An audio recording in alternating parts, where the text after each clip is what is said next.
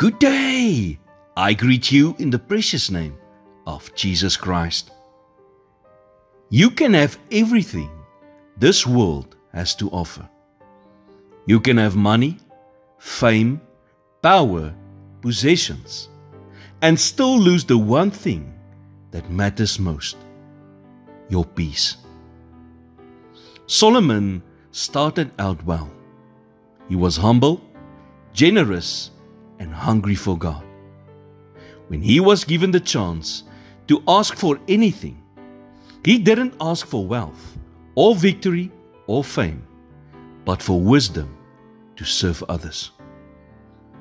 And because his heart was in the right place, God showered blessings upon him in unimaginable ways. His income alone would have made him the richest man alive today. But then came compromise. Solomon didn't suddenly walk away from God. No, it was slow. A wrong marriage here, a little idolatry there, and 1,000 relationships later, his palace was filled with false gods, and his heart was no longer fully devoted to the Lord. The word teaches that Solomon initially had peace all around him. 1 Kings 4 verse 24 says, "For he ruled over all the kingdoms west of the Euphrates River, from Tiphsah to Gaza, and had peace on all sides." But later one read in Song of Solomon 3 verse 7 to 8 that he no longer lived in peace.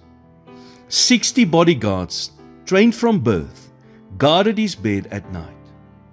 Why? Fear. Not from without, but from within. The same man who once slept peacefully under divine favor now lived paranoid and restless. You see, that's what sin does. It promises more. More pleasure, more control, more security. But it always delivers less. It eats away your soul until you are left empty, afraid, and desperate. Ask yourself, for what are you trading your peace? A relationship that you know does not honor God? A shortcut to a business deal? A secret compromise? Drifting away from God never seems dangerous at first, but in the end, it catches up with you. Peace is found in obedience. It is found when your ways please God. Therefore, always make sure you choose obedience above everything else. For if you do, the God of peace will guard your heart, not with swords, but with His Holy Spirit. Lord, help me not to chase the world and then lose my peace in the process. Bring me back to you. Let my ways please you, so that I can live in peace.